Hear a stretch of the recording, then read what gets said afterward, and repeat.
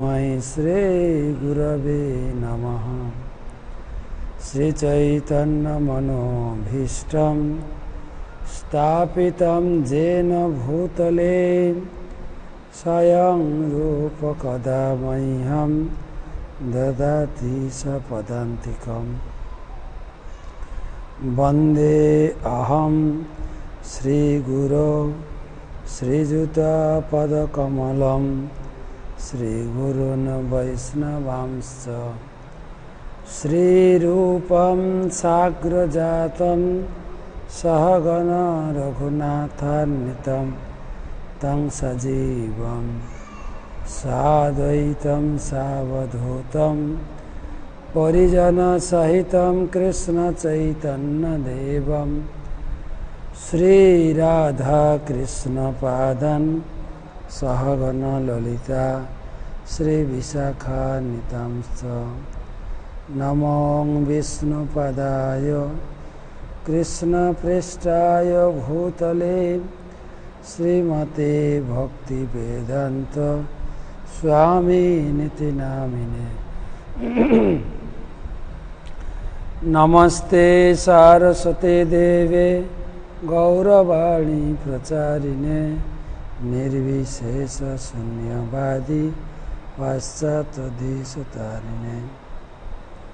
जय श्री कृष्ण चैतन्य प्रभु नित्यानंद श्री अद्वैत गदाधर श्रीवासदि श्री गौरभक्तवृंद। हरे कृष्णा कृष्णा कृष्णा हरे हरे, हरे राम राम राम हरे हरे। ओम नमो भगवते वासुदेवाय। ओम नमो भगवते वासुदेवाय। ओम नमो भगवते वासुदेवाय। नारायणं नमस्कृत्यं नरं चैव नरोत्तमं देवीं सरस्वतीं व्यासं ततो जयमुदीरये। नमो विष्णुपदाय कृष्णप्रेष्ठाय भूतले श्रीमते जयपताका स्वामिनिति नामिने।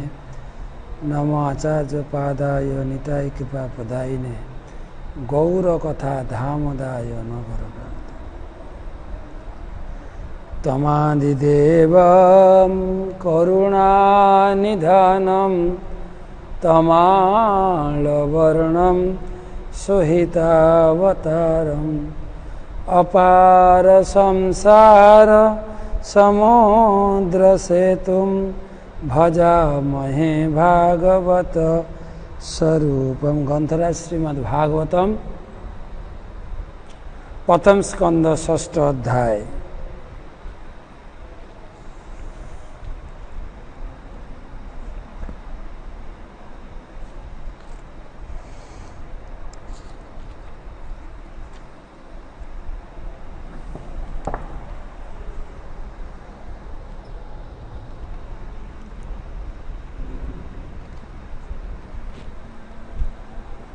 तो उपस्थित समस्त भक्तमंडली आज के 35तम क्लास भागवत रसमाधुरी प्रथम स्कंदेर आमरा पर्यायक्रमे षष्ठ अध्याय नारद मुनिर गृहत्याग विषये आलोचना पर्व आमी आपनादेर विषय पाठिয়েছি। तो तार आगे আমরা একটু भागवत माहात्म्य श्लोक पढ़े नेब। এই শ্লোকও আপনাদের পাঠিয়েছি। শ্লোকার্ধম শ্লোকপাদং বা বরং ভাগবতম গৃহে শতশত সহস্রৈশ্চ কিমন্যৈ শাস্ত্র সংগ্রহে। শ্লোকার্ধম শ্লোকপাদং বা বরং ভাগবতম গৃহে শতশত সহস্রৈশ্চ কিমন্বয়ী শাস্ত্র সংগ্রহই।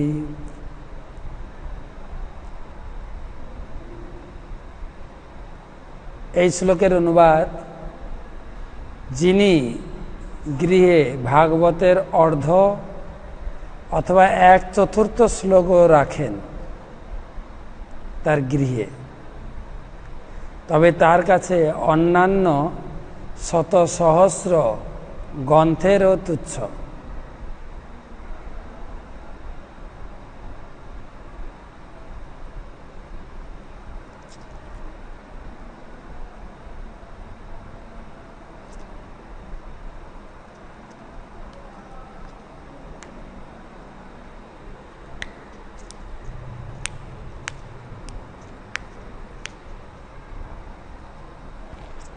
তো আমরা নারদ মুনির গৃহত্যাগ প্রসঙ্গ গতকালকে আমরা আলোচনা করেছি। নারদ মুনি মাতা সর্পদংশনে মৃত্যুবরণ করার পর নারদ মুনি সরাসরি চললেন উত্তর দিকে। তো 10 শ্লোকে সেই ঘটনাটি আমি ভক্তবৎসল ভগবানের বিশেষ কৃপা মনে করে উত্তর দিকে যাত্রা করি।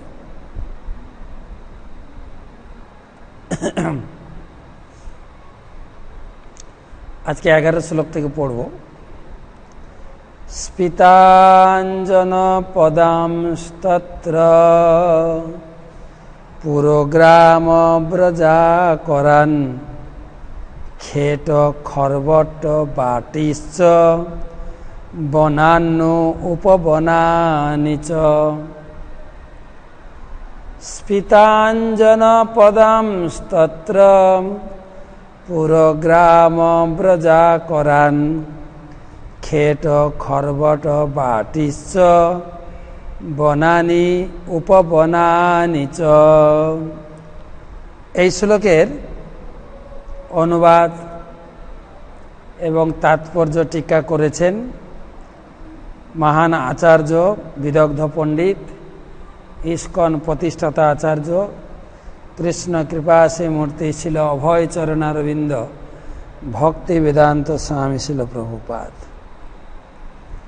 এই শ্লোকের অনুবাদ, গৃহত্যাগ করার পর আমি বহু সমৃদ্ধশালী জনপদ, নগর, গ্রাম, গোচারণভূমি, খনি, ক্ষেত, উপত্যকা, বাগান, উপবন এবং বন অতিক্রম করেছিলাম। নারদ মুনি গৃহ থেকে তিনি নিষ্ক্রমণ হয়েছেন, উত্তর দিকে যাত্রা করছেন। তো তিনি তার যাত্রা পথে যে সমস্ত শহর গ্রাম অতিক্রম করেছেন তার একটা লিস্ট দিয়েছেন। কৃষি খনি, তাৎপর্যে প্রভুপাদ লিখছেন, কৃষি খনি থেকে খনিজ পদার্থ উত্তোলন, পশুপালন, ফুলের চাষ ইত্যাদি মানুষের বিভিন্ন কার্যকলাপ এখনকার মতো পূর্বেও ছিল, এমনকি বর্তমান সৃষ্টির আগেও তা ছিল এবং পরবর্তী সৃষ্টিতেও সে সমস্ত কার্যগুলি থাকবে।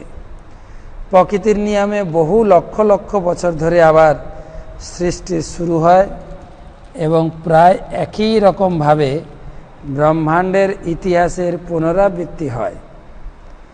জড়বাদীরা জীবনের যথার্থ প্রয়োজনগুলির অনুসন্ধান না করে প্রত্নতাত্ত্বিক খনন কার্য ইত্যাদির প্রচেষ্টায় তাদের সময়ের অপচয় করে। নারদ মুনি যদিও এখন তিনি একটি শিশু ছিলেন, কিন্তু পারমার্থিক জীবনের অনুপ্রেরণায় পাওয়া মাত্রই তিনি আর অর্থনৈতিক উন্নতি সাধন ইত্যাদি অনর্থক কার্যকলাপে এক মুহূর্ত নষ্ট না করে পারমার্থিক সাধনের পথে অগ্রসর হয়েছিলেন।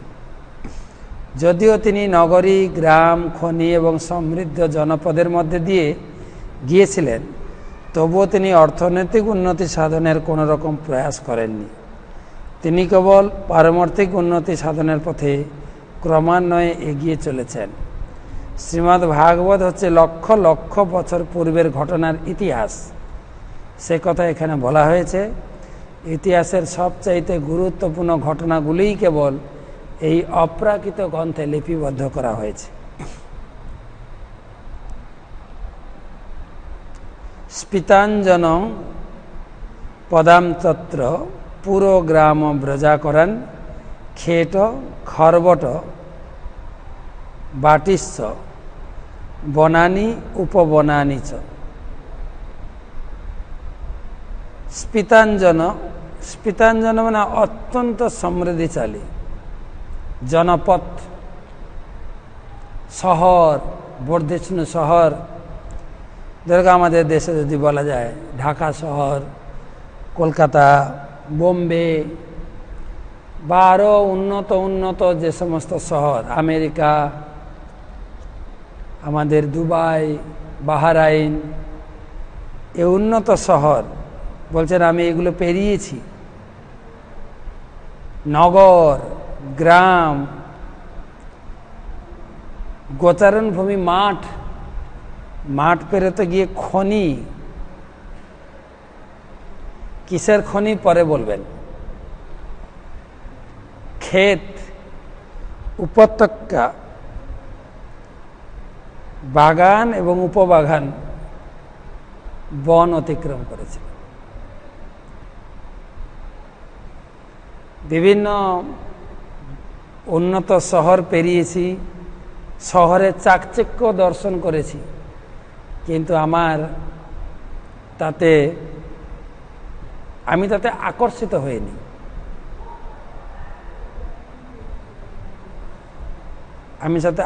হইনি। আমি আমার লক্ষ্যে স্থির ছিলাম।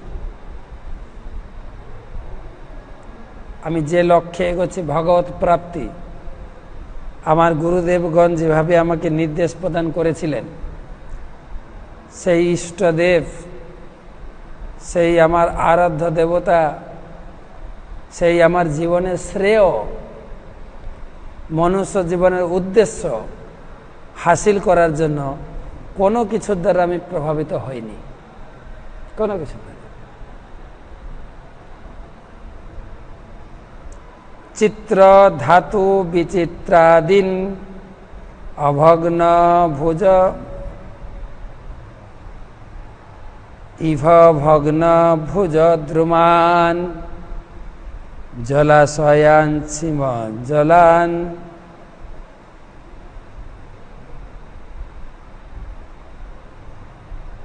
নলিনী সুরসেবিতা চিত্রসনৈ পত্ররথৈ বিভ্রমদ্ভ্রমর শ্রিয়।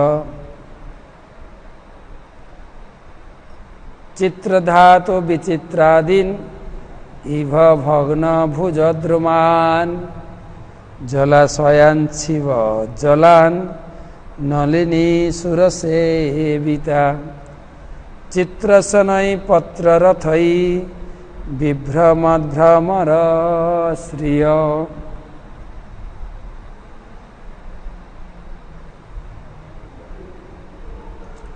আমি স্বর্ণ, রৌপ্য এবং তাম্র আদি ধাতুতে পূর্ণ পাহাড় পর্বত অতিক্রম করেছিলাম।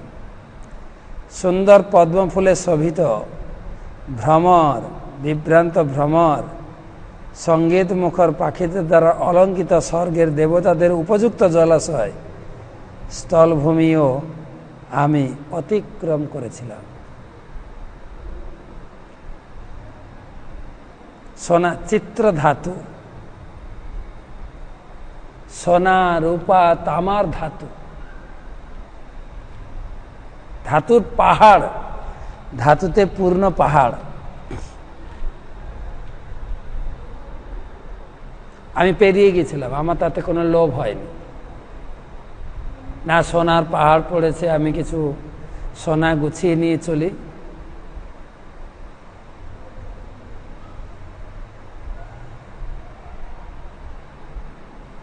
এই ভক্তি জীবনে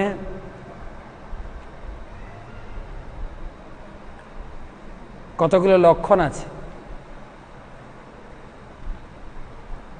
প্রথম হচ্ছে ঘনতরলা।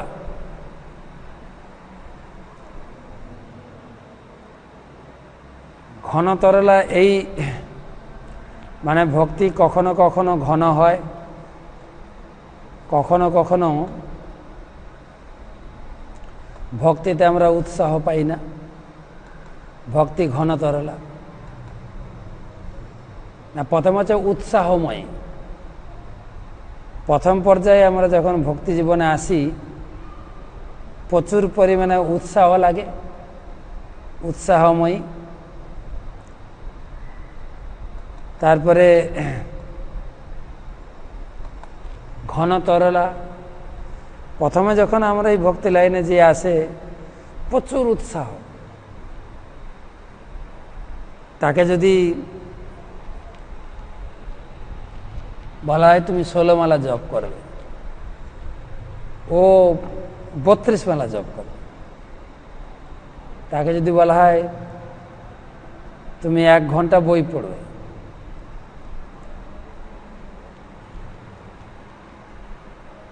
সে সারাদিন বই পড়তে থাকে, উৎসাহময়। তারপরে কিছুদিন পরে ঘনতরলা, উৎসাহ আসে, খুব ভালো জপ টপ করি, জপে খুব উৎসাহ লাগে, হরে কৃষ্ণ কৃষ্ণ কৃষ্ণ হরে হরে, হরে রাম রাম রাম হরে হরে, হরে কৃষ্ণ কৃষ্ণ কৃষ্ণ হরে হরে, হরে রাম রাম রাম হরে। ভালো করে জপ করি, আবার কিছুদিন জপে উৎসাহ লাগে না। ঘন তরলা। তারপরে যে বুড় বিকল্পা। বুড় বিকল্প মানে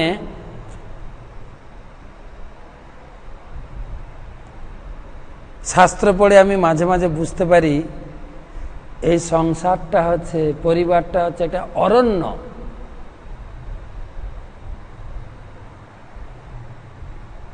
সংসারটা একটা ভয়ঙ্কর অরণ্য, অন্ধকূপ। তখন মাঝে মাঝে ইচ্ছা হয় ভজন করতে করতে এদের ছেড়ে কুড়ে পালিয়ে যাব। আমি এখান থেকে বেরিয়ে বৃন্দাবনে বসে রাধাকুণ্ডে ভজন করব। আবার আরেক জায়গা পড়ি না,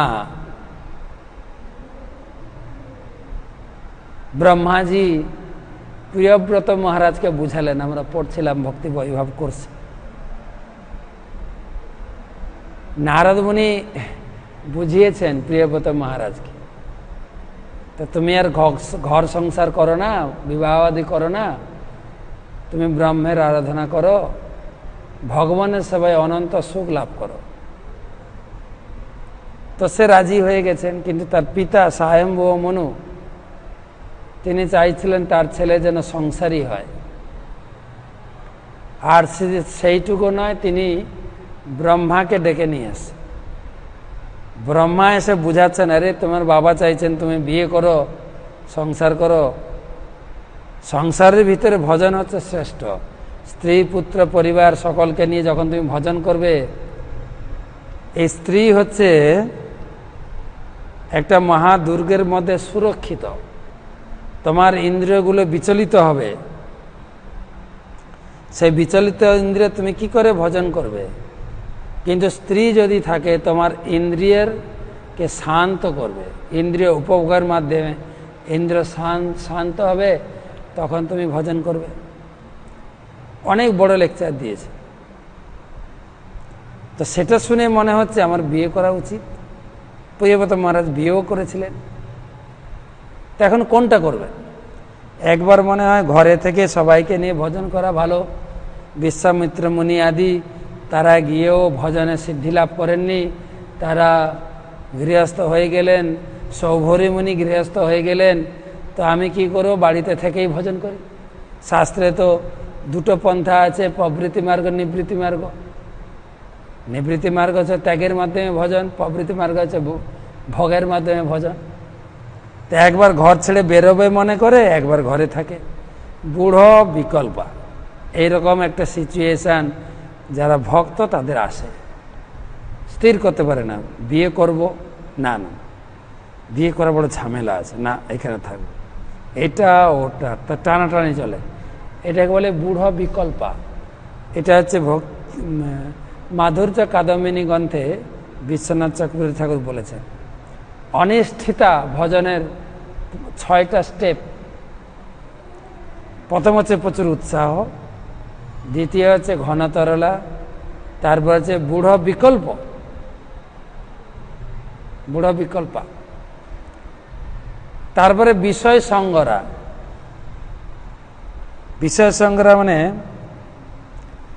ভজনের একটা পর্যায়ে এসে যায় প্রচুর বিষয় দরকার হয়। আমি প্রসাদ বানিয়ে লোককে খাওয়াবো, আমার বাড়িতে নাম হট্ট করবো, গীতা কোর্স করবো, ভক্তি বৃক্ষ করবো, আমি সুন্দর করে বাড়িতে একটা বিশাল জন্মাষ্টমী করব, কত লোক আসবে, আনন্দ করবে, আমার নাম যশ প্রতিষ্ঠা হবে, আমি আবার কালেকশন করতে শুরু করব, সবাই আমাকে সাহায্য করুন প্লিজ।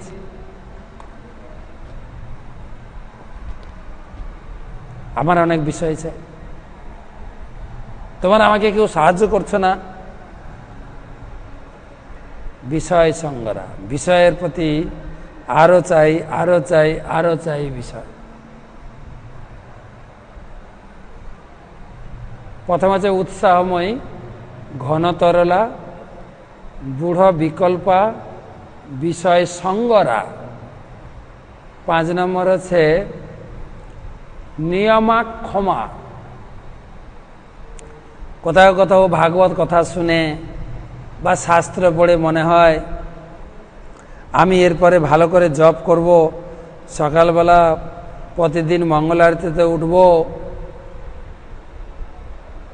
এবং 16 মালা জপ না করে আমি কোনো কিছু গ্রহণ করব না। কিছুদিন উঠি, তারপরে উঠতে ইচ্ছা করে না, 16 মালা জপ হয় না, খাওয়াও হয় না, খেতে লেট হয়ে যায়, এই নিয়ম চলবে না। নিয়ম করি, নিয়ম ক্ষমা মানে হচ্ছে নিয়ম আর নিয়ম পালন করতে অক্ষম। কালকে একাদশী আছে, যেরকম আজকে একাদশী আছে, পদ্মিনী একাদশী, পুরুষোত্তম মাসে পদ্মিনী একাদশী অত্যন্ত গুরুত্বপূর্ণ। এই একাদশীটা আমি ভালো করে করব, আমি নির্জলা করব, লক্ষ্যনাম জপ করব এবং আমি প্রতি একাদশীতে নির্জলা করব। 1টা 2টো করার পরে কেউ তো করছে না, আমার শরীর খারাপ হবে না তো, জল শর্ট হয়ে যাবে না তো, না ঠিক আছে প্রসাদ পেয়ে ভজন করি। নিয়ম করি, নিয়ম ভাঙি, নিয়ম করি, নিয়ম ভাঙি, নিয়মও অক্ষমা। এই ভক্তির একটা স্টেজ, এগুলো পেরোতে হয়। উৎসাহময়ী, ঘনতরলা, বুড় বিকল্পা, বিষয় সঙ্গরা, নিয়মাক্ষমা। আর লাস্ট যেটা আমি পয়েন্টে আলোচনা করতে চাইছিলাম এই শ্লোকের ভিত্তিতে, তরঙ্গ রঙ্গিনী। তরঙ্গ রঙ্গিনীটা কি? তরঙ্গ মানে ঢেউ, সমুদ্রের ঢেউ দেখছে না, ঢেউ ঢেউ চলতে থাকবে। তরঙ্গ রঙ্গিনীটা কি না, ভজন করতে করতে আমার লাভ, পূজা, প্রতিষ্ঠার ইচ্ছা, আমি এতদিনের ভক্ত, আমাকে সম্মান করা উচিত। এই তুমি আমাকে সম্মান করছো না কেন? আমাকে এই সভার ভিতরে মালা পরানো উচিত, আমি কত সিনিয়র, সবার নাম ঘোষণা হলো, আমার নাম ঘোষণা হলো না। আর নাম ঘোষণা হবে, হাততালি পড়বে, অমুক প্রভু এত প্রচার করেছেন, হাততালি ঢেউতে ভাসতে হবে, অমুক প্রভু আজকে আমাদের দ্বাদশীতে বৈষ্ণব সেবা দিয়েছেন, ফলতে থাকে। কারো বাড়িতে প্রচারে যাব, জ্ঞান দেব, আসার সময় 10টা টাকা প্রণামী দেবে। কি এই 10টা টাকা নেওয়ার জন্য আমি আসছি? আমার আশাটা এখানে বেকার হয়ে গেল। এখানে ভালো প্রণামী দেয় না কেউ, এত কৃপণ। লাভ, পূজা, প্রতিষ্ঠা, দক্ষিণা পাওয়ার জন্য শুধু ভাসতে থাকবে, আর যত সম্মান করবে তত ফুলতে থাকবে, তত ফুলতে থাকবে।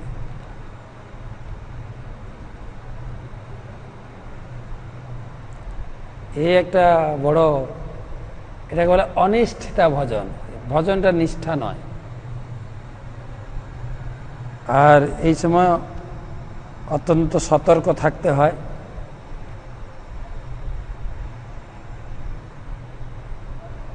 এবং গুরুদেব কৃপা করে ধীরে ধীরে ধীরে ধীরে ধীরে ধীরে তাকে ভক্তিপথে ফিরিয়ে আন, নাহলে তরঙ্গ রঙিনী ঢেউতে ভাসতে ভাসতে ভাসতে ভাসতে সমুদ্রে তলিয়ে যাবে। আমার দক্ষিণা দরকার, দক্ষিণা গোনার জন্য আমার সেক্রেটারি দরকার, ভোগ করার জন্য স্ত্রী দরকার, আর আরও ভোগ করার জন্য ঘর দরকার।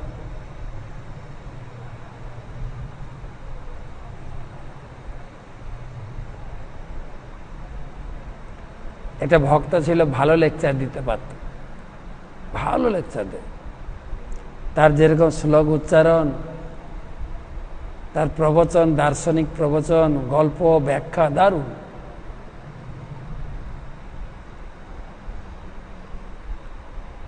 তো গ্রামের পর এই গ্রামে ভাগবত সপ্তাহ হবে, ওই গ্রামে হবে, ওই গ্রামে হবে, ওই গ্রামে হবে। খুব নামডাক হয়ে গেছে ভাগবত কথাকার, আর খুব প্রশংসা, খুব হাততালি, সম্মান, দক্ষিণা, সম্বর্ধনা, সব কিছু প্রচুর পরিমাণ পড়ছে। আর একটা গ্রামের পরে আরেকটা গ্রাম, আরেকটা গ্রাম, মানে সারা বছর তার বুকিং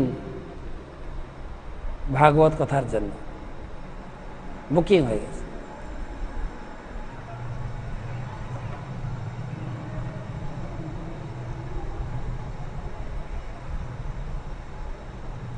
বুকিং হয়ে গেছে।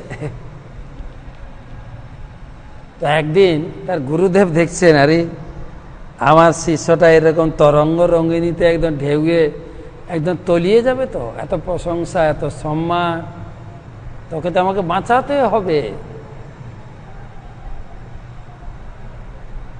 তখন শিষ্যের কাছে টেলিফোন করে বলেছেন যে তুমি যে পরবর্তী ভাগবত কথা বলবে সেখানে আমি আসছি। শিষ্য তো খুব খুশি হয়েছে, খুব খুশি হয়েছে।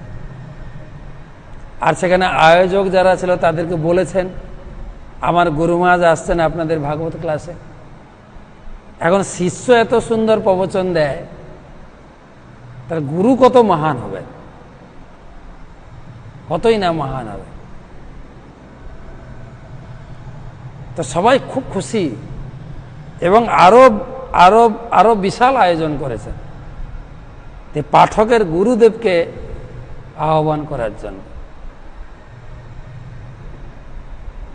তো গুরুদেব এলেন, গাড়ি থেকে নামলেন, একদম সভা ভরপুর ভর্তি, একদম হাউসফুল লোক, সবাই উঠে দাঁড়িয়েছেন। মহান গুরুদেব এসছেন, আর সবাই খুব উলুধ্বনি, হরিধ্বনি, সম্মান করেছেন, ফুল ছড়িয়েছেন, মালা পরিয়েছেন, সে বিশাল ব্যাপার। তাকে স্টেজে নিয়ে বসানো হয়েছে, তাকে মালা চন্দন পরিয়ে তার পদধৌত করা এবং তাকে সম্মান করা, আরতি করেছেন।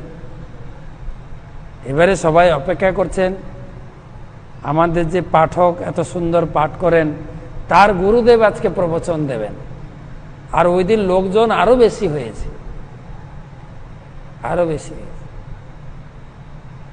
প্রচুর লোক এসেছেন, চারিদিকে দাঁড়িয়ে আছেন যে পাঠকের গুরুদেব আরো কত মহান। কিন্তু গুরুদেব ব্যাসাসনে বসেছেন, সবাই হাঁ করে অপেক্ষা করছেন, গুরুদেব হরি কথা বলবেন, আমরা শুনবো। গুরুদেব চুপচাপ বসে আছে,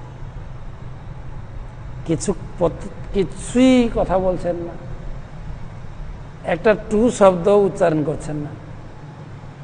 সবাই অপেক্ষা করছেন, কানা ঘোষা করছেন, কি ব্যাপার, গুরুদেব কিছু বলছেন না? গুরুদেব কি অসুস্থ, নাকি গুরুদেব কথা বলতে চাইছেন না, না গুরুদেব কি বোবা নাকি? আরে বেকার সময়টা কাটছে, গুরুদেবও কিছু বলছে না, শিষ্য পাশে বসে আছে না করে, শিষ্য কিছু বলতে পারছে না, অর্গানাইজ কিছু বলতে পারছে না। এত বড় সম্মানীয় ব্যক্তি, খালি মাঝে মাঝে এরকম করছে, আর কোনো শব্দ নেই। আর তার ভিতরে আবার পা তুলে অধবায়ু ত্যাগ করেছেন, বউ করে একটা বাতকর্ম করেছে। আর ওটা শুনে তো পাশাপাশি যারা অর্গানাইজার ছিল,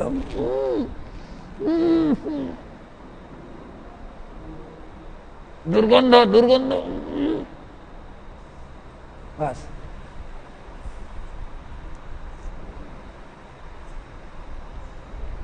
সবাই ধীরে ধীরে পালাতে শুরু করছে, সভা থেকে লোকজন উঠে পালাতে শুরু করছে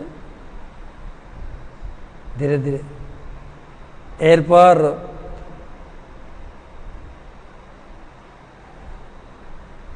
গুরুদেব উঠেছেন, তিনি গাড়িতে উঠে চলে যাবেন। সবার এখন চিন্তা কখন গুরুদেব যাবে, একটা মাথাটা হালকা হবে। বেকার হয়ে গেল আজকে আয়োজনটা। তো এবারে সভা থেকে নেমে গাড়িতে উঠবেন,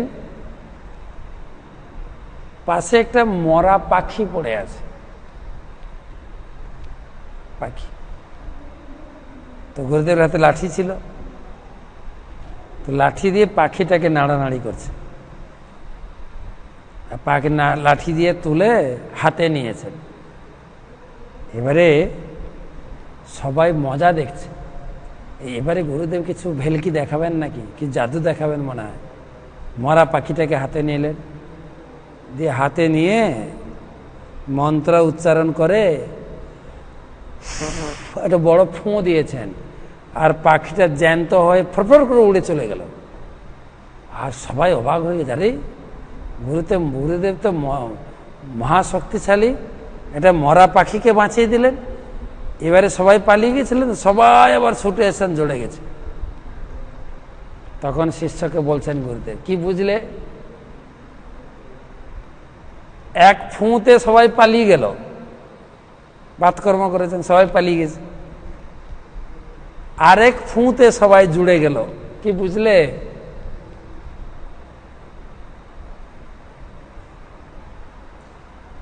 খুব কথা বলছে তাই না, সুন্দর কথার আয়োজন হচ্ছে তাই না, বহু লোকের সম্মান পাচ্ছ তাই না,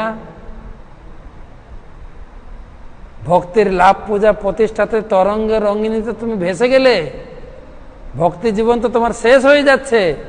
এত সম্মান, এত প্রতিষ্ঠা, এত পূজা, এত লাভ, চলো আমার সঙ্গে, ভাগবত কথা বাদ দাও, চলো আমার কাছে তুমি কিছুদিন থাকো, আমার কাছে তুমি হরিকথা শ্রবণ করো, আমার কাছে তুমি বসে ভজন করো। চলো, গাড়িতে তুলে শিষ্যকে নিয়ে চলে গেল। তরঙ্গ রঙিন। মাঝে মাঝে আমাদের ক্ষুদ্র কিছু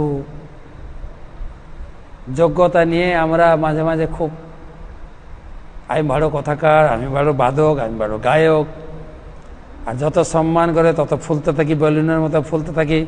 হ্যাঁ, অমুক প্রভু সুন্দর কীর্তন করেছেন, অমুক প্রভু সুন্দর প্রচার করেছেন, আর যত হাততালি পড়ে তত ফুলতে থাকে, ফুলতে ফুলতে ফটাস করে ফেটে। এ ভক্তি জীবনের অত্যন্ত সতর্কতা। তুলসীদাস বলছেন, চলনা চলনা সব কই কহে, সবাই বলছে নাম জপ করো, গীতা ভাগবতম পড়ো, চলো ভগবত ধামে পৌঁছে যাব। চলনা চলনা, আরে চলো হরিনাম করো, চলো ভগবত ধামে। চলনা চলনা সব কই কহে, বিরামে পৌঁছে কই, মুকামে কে পৌঁছাচ্ছে? আমরা দেখি না, ইস্কনে আমাদের আশ্রমের ভিতরে প্রচুর ভক্ত আছে, তাদের ব্রহ্মচর্য জীবন পালন করার জন্য সারা জীবন আশ্রমে থাকবেন, সবাই ঠিকছে না তো। চলনা চলনা সব কই কহে, বিরামে পৌঁছে কই, মুকামে কজন পৌঁছাচ্ছে? এক কামিনী और কাঞ্চন দুর্লভ ঘাটিয়াল দুই। এক কাঞ্চন মানে হচ্ছে এই যে সোনা দানা টাকা পয়সা, আর হচ্ছে কামিনী, সাধকের কাছে কামিনী। তো এই দুটো বাম্পারে সবাই আটকে যাচ্ছে। তাই নারদমণি বলছেন, আমি কোনো কিছুতে আটকাইনি ভাই, কোনো দিকে আমি তাকাইনি। সোনার পাহাড়, রূপার পাহাড়, আমার তো কখনো মনে করি আরে আমি যদি এখান থেকে বেরিয়ে আমেরিকা যেতে পারি, আমেরিকার যদি একটা গ্রিন করতে পারি, দুবাই যেতে পারি, এত ইনকাম করব, আমার জীবনটা সার্থক হয়ে যাবে। নারদমণি বলছে যে আমেরিকা দুবাই ছেড়ে দাও, আমি সোনার পাহাড়। আরে দুবাইতে তো তেলের পাহাড় আছে, তেল তেল আর বালির পাহাড়, আর কিছু নাই। আমেরিকা অবশ্য কি আছে আমি যাইনি, জানি না। তো সোনার পাহাড়, রূপার পাহাড়, তামার পাহাড়, তার পাশ দিয়ে আমি পেরিয়ে গেছি। আমি তার দ্বারা প্রভাবিত হই নাই। কত সুন্দর দেবত্ব পরিবেশ। আমরা দেবত্ব পরিবেশে ঘুরতে যাই না? কাশ্মীর যাব, আমরা বদ্রিকা আশ্রম যাব, গোয়া যাব, হ্যাঁ, সমুদ্র সৈকত, আমাদের কি বলে কক্সবাজার, দীঘা, পুরী সমুদ্র সৈকত যাব ঘুরতে। কি সুন্দর পরিবেশ। দার্জিলিং যাব, গ্যাংটক যাব, বলে সব দেবতার পরিবেশ। এটাও বলছেন, আমি এসব জায়গায় ঘুরেছি। নারদমণি বলছেন, দেখেন, সুন্দর পদ্মফুলে সুশোভিত বিভ্রান্ত ভ্রমরকুলক সঙ্গীত মুখর পাখিদের অলঙ্কিত স্বর্গ দেবতাদের উপযুক্ত জলাশয়, অত্যন্ত দেবত্ব পরিবেশ, সুইজারল্যান্ড, যেখান থেকে সব শুটিং হয়ে আসে, লোকে ভ্রমণ করতে যায়, আমি গেছি। দেবত্ব পরিবেশ। লন্ডন, টেমস নদীর দুদিকে কি সুন্দর সাজানো। তো বলছেন গেছি, বলছেন আমি এগুলো পেরিয়ে গেছি, আমি ভ্রুক্ষেপই করে নাই, না আমেরিকাতে থেকে যাব, কোনো ভ্রুক্ষেপ করিনি। দেবতাদের উপযুক্ত জলাশয়, আমি কোনো কিছুতে আটকাইনি।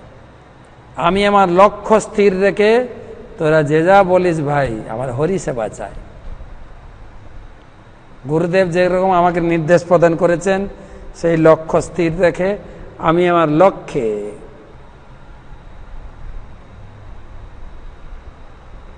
আমাদের গুরুদেব কখনো কখনো তার লেকচারে বলতেন, আগে আগে বলতেন, শুনতাম। বলছে সাধকের দেখবে যখন ঘোড়া গাড়ি টানে না, ঘোড়ার চোখের দুপাশে একটা আবরণ লাগানো থাকে, ও সোজা হাঁটবে, সাইডে কিছু দেখতে পাবে না। আমাদেরও চোখের দুদিকে আচ্ছাদন দিতে হবে, আমাদের লক্ষ্য স্থির রেখে আমাদের ভজন পথে এগিয়ে যেতে হবে, কারো দ্বারা যেন প্রভাবিত না হই। এইরকম স্বর্গীয় উপভোগের স্থান যেরকম পেয়েছি, জীবনে অনেক দুঃখ, অনেক সুখ, অনেক টাকা পয়সা, অনেক লোলুপ, অনেক লোভনীয় বস্তু আসবে, সেগুলো পার করতে হবে।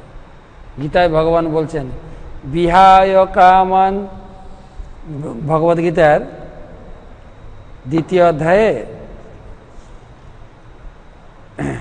71 নম্বর শ্লোক, 70 নম্বর শ্লোক, আপূর্যমানম অচল প্রতিষ্ঠম সমুদ্রমাপ প্রবিশন্তি তত্ত্বৎ কামাজ প্রবিশন্তি সর্বে ন শান্তিম আপনোতি ন কামকামী। ভগবান বলছেন যে যিনি ভক্ত হবেন মহান, তার হৃদয়টা হবেন মহান, সমুদ্রের মতো। সমুদ্র মহান, জলরাশিতে পরিপূর্ণ, চারিদিক থেকে নদীর জল সমুদ্রে প্রবেশ করলেও সমুদ্র জলে উত্তোলিত হয় না। ঠিক সাধকের হৃদয় হবে সেরকম বিশাল। কামনা, বাসনা, লোভ, লালসা, কামিনী, কাঞ্চন তার সামনে এলেও, তার হৃদয়কে বিধ্বস্ত করলেও সে প্রভাবিত হবে না। নারদ মুনি সেই জীবনে সেটা বলছেন। আমার গুরুদেব মাঝে মাঝে বলেন, সাধকের হৃদয় হবে একদম এক্সপার্ট ব্যাটসম্যানের মতো। ব্যাটসম্যান, আপনারা যারা ক্লাস শুনছেন অনেকে আপনার ক্রিকেট খেলেন বা দেখেন, বলছে ব্যাটসম্যান তুমি ব্যাট ধরে দাঁড়াবে, তো বিভিন্ন অ্যাঙ্গেল থেকে বল আসবে, কামনা বাসনার বল। তোমাকে আমি বিয়ে করব, আমার এত টাকা আছে, আমার একটা ভালো চাকরি আছে আমি তোমাকে দিতে চাই, আমার একটা ভালো ঘর আছে আমি আপনাকে দান করতে চাই। প্রচুর কামনা বাসনার বল বিভিন্ন জায়গা থেকে আসবে, কিন্তু এক্সপার্ট ব্যাটসম্যানের মতো দাঁড়িয়ে সব বলগুলোকে ঠেকাতে হবে, ঠেকাতে হবে, ঠেকাতে হবে, ফেরত পাঠাতে হবে। আর যদি ঠিক মতো ফেরত পাঠাতে না পারি, আউট, তুমি আউট। নারদ মুনি বলছেন, চিত্র ধাতু বিচিত্র দৈন, সোনা রূপার পাহাড় অতিক্রম করেছি। আরো জীবনে কিছু দুঃখও আসছে, আমি সয়ে নিয়েছি, সে দুঃখটাকেও আমি অতিক্রম করেছি। নল বেণু সরস্তন্যম কুশ কীচক গহরম এক এবাত্যাতোহম দ্রাক্ষং বিপিন মহৎ ঘোরম পতিভয়াকারম বাললোক শিবাজিরম। নল বেণু সরস্তন্যম কুশকীচক গহরম এক এবাতি আতম অদ্রাক্ষং বিপিনম মহৎ ঘোরম পতিভয়াকারম বাললোক শিবাজিরম।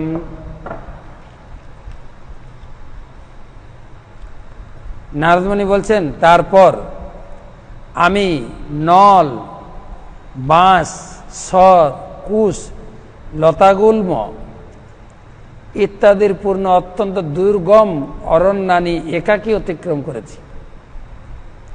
আমি ভয়ঙ্কর অন্ধকারাচ্ছন্ন বিপদ সংকুল বনের মধ্যে দিয়ে গেছিলাম, যা ছিল সর্প, পেচক, শৃগালদের বিচরণ ক্ষেত্র। আমি কোনো কিছুতে ভয়প্রাপ্ত হইনি।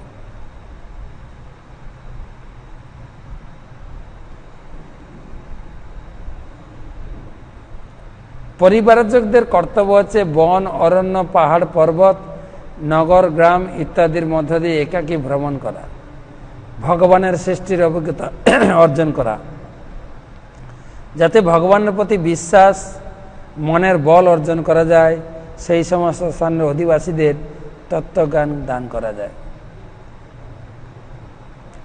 সন্ন্যাসীর কর্তব্য হচ্ছে নির্ভয়ে এই সমস্ত বিপদের ঝুঁকি গ্রহণ করা।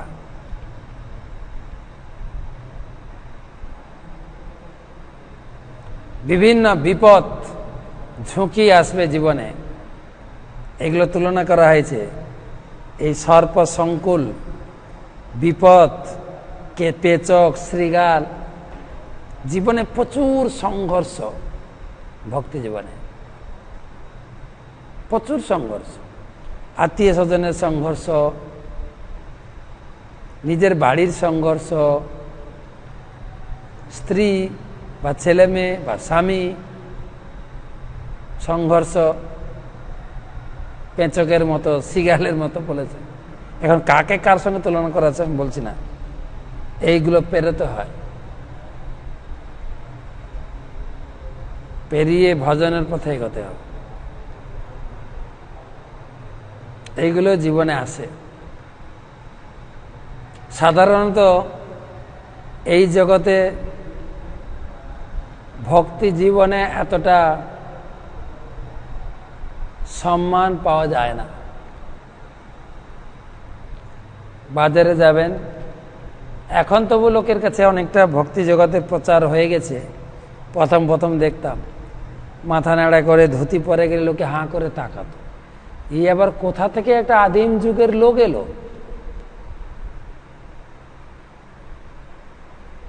তাদের কটূক্তি, তাদের ব্যঙ্গোক্তি সহ্য করতে হবে।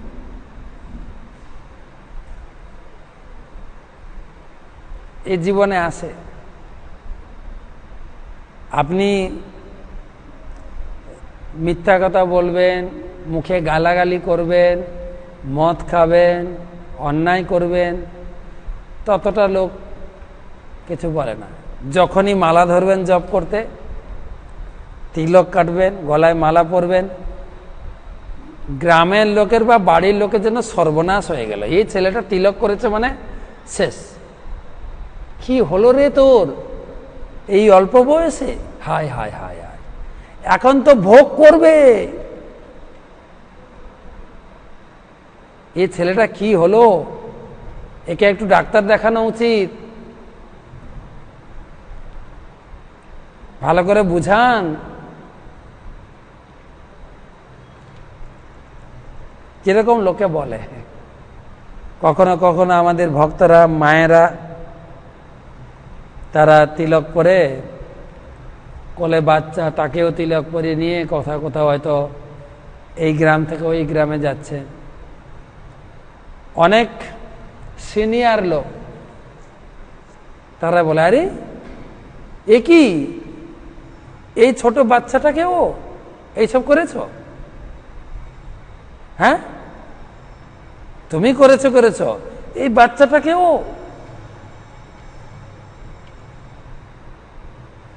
এটা অন্য ধর্মে কেউ বলে না।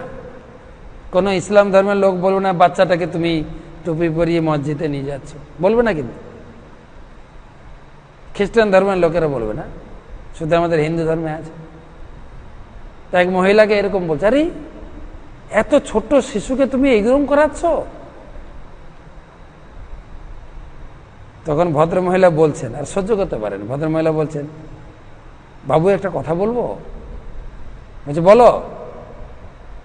তোমার এরকম করা উচিত না, এর ছোট্ট শিশুকে। তোমরা করছো ঠিক আছে, তোমরা নিরামিষ খাচ্ছ ঠিক আছে, এই ছোট থেকে এসব করা ঠিক না।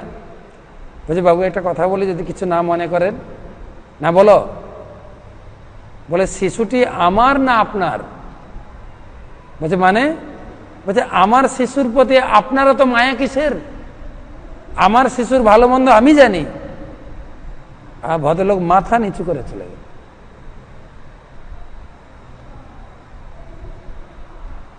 ওনাদের মায়া নেই, ওনাদের লজ্জা হচ্ছে। আরে তুমি এই ছোট্ট শিশু, 3 বছর 5 বছরের শিশু, তুমি এখন থেকে হরি ভজন করছো, ভগবানের প্রসাদ পাচ্ছ, নিরামিষ খাচ্ছ। আমার বয়স 60 বছর হয়ে গেল, আমি আমিষটা ছাড়তে পারলাম না। তুমি খাও, আমিও খাই, একটু তুমিও খাও, আমি খাই।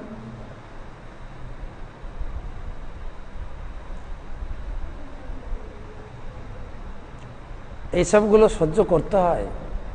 বিশেষ করে গ্রামে শহরে, আমরা তো মন্দিরে আছি, এগুলো শুনতে হয় না, কিন্তু আপনারা যারা আছেন অনেক কথা শুনতে হয়। এগুলো সর্প, পেঁচক লিখেছেন দেখে, শৃগাল, এদের মাঝখান দিয়েও পেরোতে হবে।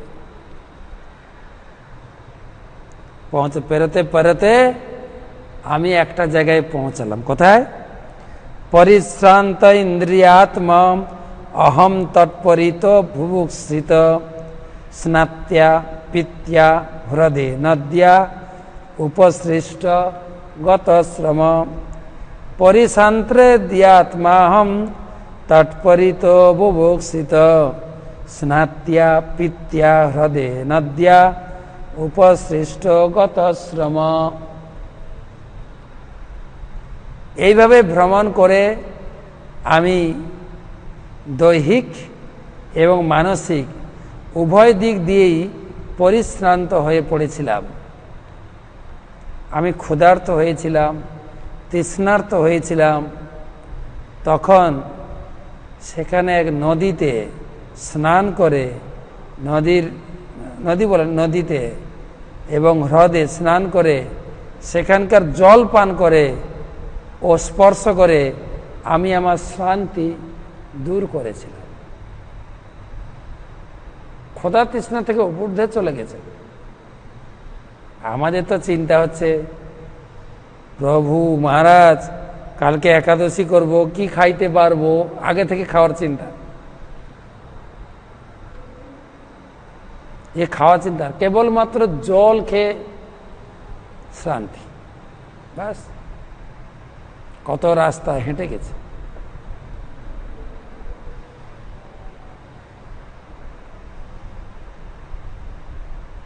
আমাদের একজন পাঠক বলছে বানরের একাদশী, বানরের একাদশী। এক জায়গায় এই হরিবাসরে একাদশীর মাহাত্ম্য শুনতে শুনতে একটা বানরের ইচ্ছা হয়েছে একাদশী করবে। ঘরে গেছে, সবার বাড়িতে সবাইকে বলেছে কালকে একাদশী, আমি একাদশী করব, আমি একাদশী করব, আমি একাদশী করব। বলছে তুই এত ছোট, এসব করিস না। না আমি শুনেছি, আমি একাদশী করবো, করবো তো করবো, নির্জলা একাদশী করবো, আমি নির্জলা একাদশী করব।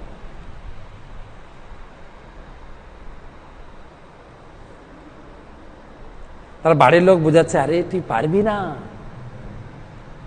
আচ্ছা আমি করবই করবই করব। তাই একাদশী করবে, ব্রত করে, নির্জলা একাদশী। তো নির্জলা করার একাদশী করবে বলছে, চিন্তা করছে আমি তো কোনোদিন একাদশী করিনি, তার আবার নির্জলা করছি। নির্জলা করতে গিয়ে যদি এত দুর্বল হয়ে যাব, যদি পালন করার জন্য গাছে উঠে ফল পাড়তে না পারি, তাই আজকে গাছে উঠে বসে থাকি। গাছে উঠে বসে আছে, ওখানে নির্জলা একাদশী করবো, নির্জলা একাদশী। তারপর চিন্তা করছে গাছেতে উঠে বসলাম, কিন্তু ডগায় যে ফলটা আছে অত দূর যদি আমার হাতটা না যায়, হাতটা এত দুর্বল হয়ে যাবে, তো ফলটা আজকে পেড়ে রাখি। তার চিন্তা করছে প্রথমবার একাদশী করছি তো এত দুর্বল হয়ে যাব, তো কালকে যদি পালন করার সময় ফলটা চিবাতে না পারি, তাই আজকে চিবিয়ে রাখে মুখে। তারপরে চিবিয়ে যখন ফেললাম, খেয়ে নি।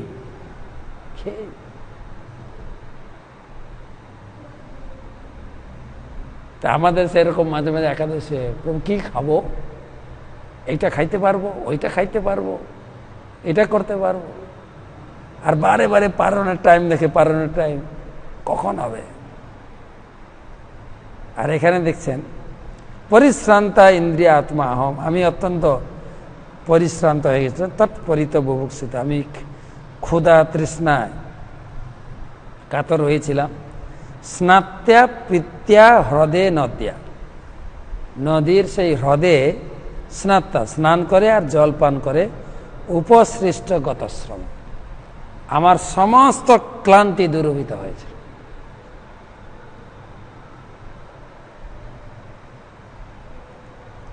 প্রভুপাদ তাৎপর্যে লিখেছেন, পরিব্রাজককে ক্ষুধা তৃষ্ণা আদি দেহের প্রয়োজনগুলি মেটানোর জন্য গৃহস্থের দ্বারে দ্বারে গিয়ে ভিক্ষা করতে হয় না, প্রকৃতির দানের মাধ্যমে মেটানো যায়।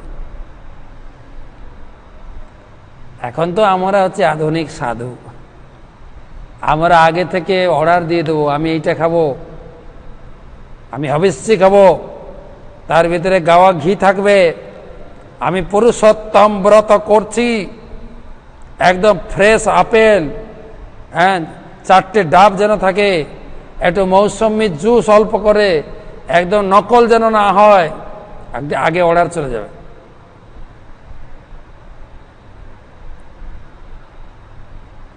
বা যাওয়ার আগে রাস্তায় কয় জায়গা প্রসাদের ব্যবস্থা থাকতে হবে। এই হচ্ছে ভজন। ভজন নয়, এটা হচ্ছে ভোজন। দুটো একই কথা, ভোজন আর ভোজন। ভোজন এই নারদ মুনির ভজন, ধ্রুব মহারাজের ভজন।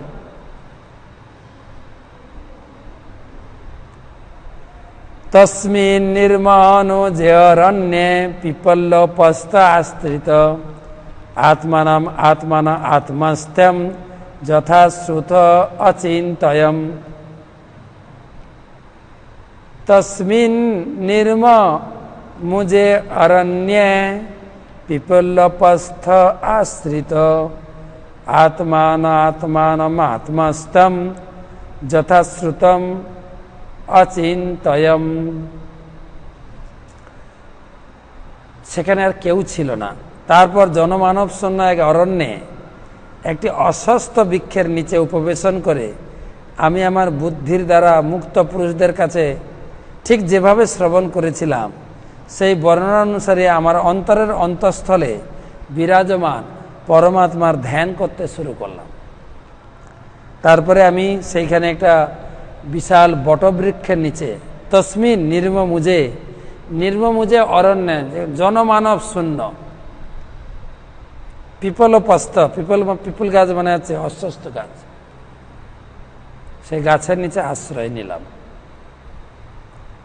আমি পদ্মাসনে বসলাম। আত্মানম আত্মাস্থম, আত্মার যে আত্মা পরমাত্মাকে আমি হৃদয়ে ধ্যান করতে শুরু করলাম। কিভাবে ধ্যান করলাম? ধ্যান আমি শিখলাম কোত্থেকে? আমি তো রামদেব বাবার সেই ধ্যান টিভিতে দেখে প্র্যাকটিস করিনি, কেননা উনি ছিলেন দাসীপুত্রের বাড়িতে টিভি ছিল না, কোনোদিন ধ্যানের ট্রেনিংও পাননি যে পার্কে বসে টিভিতে যেরকম দেখেছি না। কিরকম করেছিলাম দেখেন, লিখেছেন দেখেন, যথাশ্রুতম আমি যেভাবে গুরুদেবের কাছ থেকে শুনেছিলাম, আমার গুরুদেবরা যেরকম বলেছিলেন, আমাকে দীক্ষা দেওয়ার সময় যেরকম নির্দেশ দিয়েছিলেন, যথাশ্রুতম অচিন্তা আমি সেই রকম চিন্তা করতে শুরু করলাম, সেই রকম নাম জপ করতে শুরু করলাম, সেই রকম ধীরে ধীরে ভগবানকে হৃদয়ে ধারণ করতে শুরু করলাম। কথা তো সংক্ষেপে হচ্ছে, কথা তো অনেক বড়, মূল ভাগবতে পৌঁছাতে হবে, যার জন্য ব্যাসদেব মোটামুটি টেনে নিয়ে চলছেন। আমি ধ্যানে বসে গেলাম। যথাশ্রুতম অচিন্তয়ম, যেরকম আমার গুরুদেবরা বলেছিলেন আমি মনে করলাম আমার গুরুদেব এইরকম আমাকে বলেছিলেন, এইরকম বলেছিলেন, এইরকম বলেছিলেন, এইরকম বলেছিলেন, তুমি এইভাবে নিঃশ্বাস গ্রহণ করবে, এইভাবে ছাড়বে, যা যা বলেছিলেন ঠিক একইভাবে আমি করতে শুরু করলাম। তারপরে কি হলো? ধ্যায়ত চরণাম ভোজম ভাব নির্জিত চেতসা ঔৎকণ্ঠাশ্রু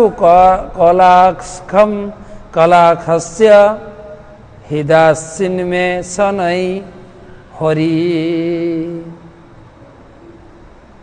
ধ্যায়ত চরণাম ভোজম ভাব নির্জিত চেতসা ঔৎকণ্ঠাশ্রু কলাক্ষস্য হৃদয়া সিন্মে শनै হরি। আমি যখন আমার হৃদয়ে পরমেশ্বর ভগবানের চরণাবিন্দের ধ্যান করতে শুরু করেছিলাম, তখন আমার চিত্তে এক অপ্রাকৃত ভাবের উদয় হয়েছিল, আমার চক্ষুদয় অশ্রুপ্লাবিত হয়েছিল। অচিরেই পরমেশ্বর ভগবান শ্রীহরি আমার হৃদয় কমলে আবির্ভূত হয়ে গেলেন, অচিরেই।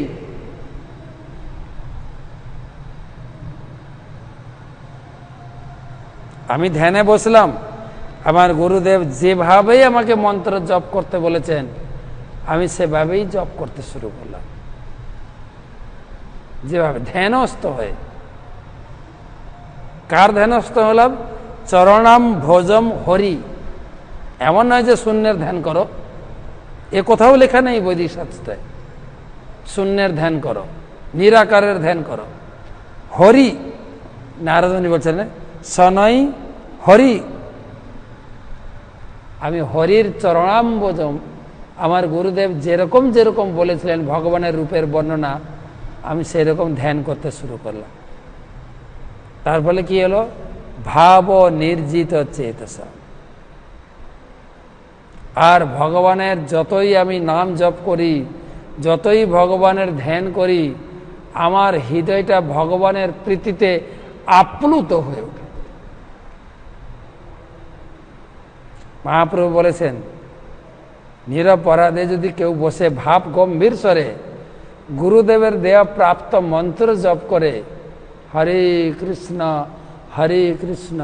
কৃষ্ণ কৃষ্ণ হরে হরে, হরে রাম রাম রাম হরে হরে, হরে কৃষ্ণ ভাব গম্ভীর, ভগবানকে আহ্বান করা। আমরা তো জপ করি হরে কৃষ্ণ কৃষ্ণ কৃষ্ণ হরে রাম রাম রাম হরে কৃষ্ণ কৃষ্ণ কৃষ্ণ হরে রাম হরে। ভাব কোথায়?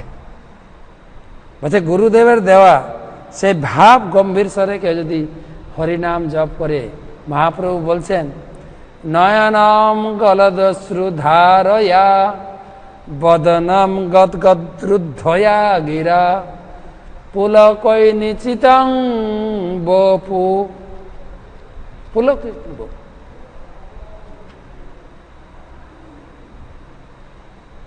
গদগদ ধারা, হরিনাম করতে করতে ঝরঝর করে জল,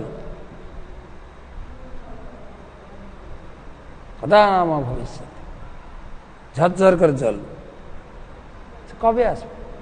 ভক্তিবিনোদ ঠাকুর তার গীতিতে লিখেছেন, কবে হবে বলো সেদিন আমার, কবে হবে বলো সেদিন আমার, শুদ্ধ নামে রুচি, শুদ্ধ নামে, শুদ্ধ নামে কবে রুচি হবে?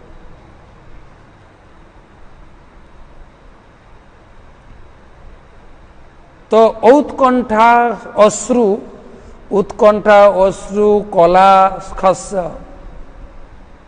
চোখের ঝরঝর করে জল নামতে শুরু করলো আমার।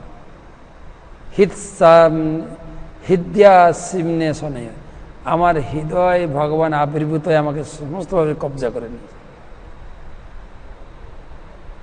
এ হচ্ছে গুরুদেবের প্রদত্ত নাম জপের মহিমা। আমরা সেই মন্ত্র পেয়েছি, কিন্তু নারদমুনি তার জীবনের কথা বলছেন, সেই মন্ত্র সেই রকম গুরুদেব আমরা পেয়েছি। সেই মন্ত্র যদি ভাব গম্ভীর স্বরে মন্ত্রের প্রতি অত্যন্ত নিষ্ঠাপরায়ণ হয়, যদি জপ করি, হৃদয়ে ভগবান ধরা দেবেন। এবং ভাগবতমের শুরুতে বলেছেন, যদি আমি অত্যন্ত নিষ্ঠা সহকারে প্রতিদিন ভাগবত শ্রবণ করি, সদ্য হৃদয় অবরুদ্ধতে অত্র কৃতিভি শুশ্রূষবি তৎক্ষণাৎ, হৃদয়ে ভগবান আবির্ভূত হয়ে যান। তো নারদমুনির জীবনে তা ঘটেছে। আর নারদমুনি সেই ঘটনা তিনি নিজে বলছেন, আর আমি অত্যন্ত আনন্দিত। প্রেমাতি ভর নির্ভন্য পুলকাঙ্গ অতি নির্বিত, আনন্দ সংপ্লবে লীন না পশ্যমো ভয়ম মুনে। প্রশ্ন রেডি? শেষ করব। প্রেমাতি ভর নিভ্যম্ন পুলকাঙ্গল নির্বিত, প্রেমাভি অনরিভন্য পুলকাঙ্গ অতি নির্বিত, আনন্দ সংপ্লবে লীন না পশ্যমো ভয়ম মুনে। হে ব্যাসদেব, আমি কি বলবো সেই আনন্দের কথা। সেই সময় প্রবল আনন্দের অনুভূতিতে অভিভূত হয়ে পড়ার ফলে আমার দেহের প্রতিটি অঙ্গ প্রত্যঙ্গ পুলকিত হয়।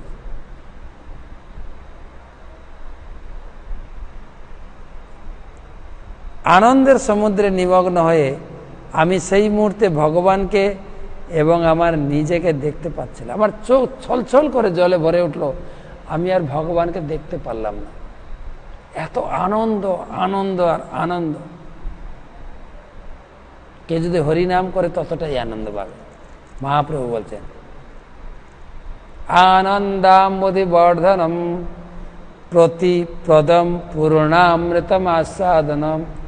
প্রতি পদে পদে পদে প্রতিটি হরিনামের উচ্চারণের সাথে সাথে ও আনন্দের সমুদ্রে ভাসবে।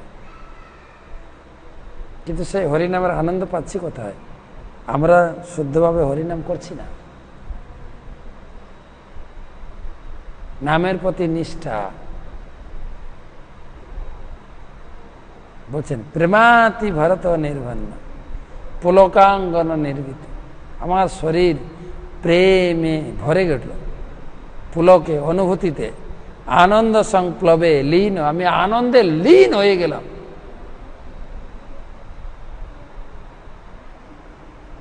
আর আমার চোখ সম্পূর্ণ অশ্রুতে ভরে গেছে। ভগবানকে আমি দেখতে পেলাম। আজকের লাস্ট শ্লোক, রূপম ভগবত যত্যৎ নমকান্তম সুচাপহম অপশ্যম সহসহস্তে বৈক্লব্যাম দুর্মনা ইব। রূপম ভাগবত যত্যৎ মনঃ কান্ত্যম সুচাপহম অপশ্যন সহসোতস্তে বৈক্লব্যাৎ অদুর্মনা ইব।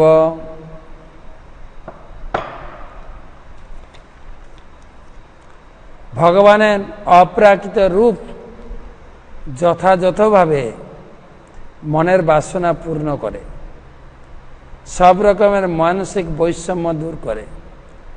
তার সেই রূপ দর্শন করতে না পেরে অত্যন্ত প্রিয় বস্তু হারালে মানুষ যেরকম বিচলিত হয়ে পড়ে, সেভাবে বিচলিত হয়ে আমি হঠাৎ উঠে দাঁড়িয়েছিলাম। ভগবানকে আমি হৃদয়ে সাক্ষাৎ দর্শন করেছিলাম। ভগবান তো রয়েছেন। বিশেষ করে কেউ যখন নাম জপ করে, নাম যখন জপ করেন, ভগবান পাশে অবস্থান করে নাম শ্রবণ করেন। কেন বৈষ্ণবরা লিখেছেন, ভক্তি গীতিতে লিখেছেন, যেই নাম সেই কৃষ্ণ ভজ নিষ্ঠা করে, নামের সহিত আছেন আপনি শ্রীহরি। যেই নাম সেই কৃষ্ণ। তা আমরা যখন নাম জপ করব, প্রভুপাদ শিখিয়েছেন, প্রভুপাদ বলেছেন বসে জপ করো। বসে এক স্থানে স্থির হয়ে ধ্যানস্থ হয়ে আমি ভগবানের নাম জপ করব, উচ্চারণ করব, কানে শ্রবণ করব। ভগবান হৃদয়ে সাড়া দেবে। ভগবান তার কাছে প্রকাশিত হবেন। ভগবান তাকে দর্শন দেবেন। ভগবান তাকে অনুপ্রেরণা দেবেন। ভগবান নিজে বলেছেন আমি তাকে বুদ্ধি দেব। তেষাম সতত যুক্তা নাম ভজতাং প্রীতিপূর্বকম দদামি বুদ্ধি যোগম তম যেন মাম উপজানতিতে। আমি তাকে বুদ্ধি যোগ দিয়ে তাকে ধীরে ধীরে ভক্তি মার্গের পথে আমি এগিয়ে নিয়ে যাব। তো সেই পন্থা, সে একই পন্থা নারদ মুনি তার জীবনে বলে শোনাচ্ছেন। এ নতুন কিছু নয়, কিন্তু আমরাও সেই দীক্ষা গুরুর কাছে মন্ত্র পেয়েছি, ভজন করার বিভিন্ন শিক্ষা লাভ করেছি। এবারে আমাকে নিজে চেষ্টা করে করতে হবে। যদি নিয়মিত করি, নিশ্চয়ই আমরা আমাদের লক্ষ্যে পৌঁছাতে পারবো। হয়েছে, ভগবানকে দর্শন করতে পারবো এবং আমাদের মনুষ্য জীবনকে সার্থক করতে পারবো। তা আমরা কালকে থেকে বাকি অংশ পড়ব। তারপরে কি হলো? 18 নম্বর শ্লোকে বললেন ভগবান দর্শন দিয়ে অন্তর্ধান হয়ে গেছেন। আর নারদ মুনি ভগবানকে না দর্শন পেয়ে এত আনন্দের ভিতরে ছিলেন, ছটফট করে উঠে দাঁড়িয়েছেন। তারপরে কি করলেন কালকে? আজকে নারদ মুনিকে এই অবস্থা থাকতে দিন, কালকে নারদ মুনির সঙ্গে আবার পরিচয় হবে। ধন্যবাদ সকলকে। তো একটু থাকবেন, কয়টা প্রশ্ন উত্তর দেব। প্রশ্ন এসছে মৌসুমী অধিকারী 24 পরগনা থেকে।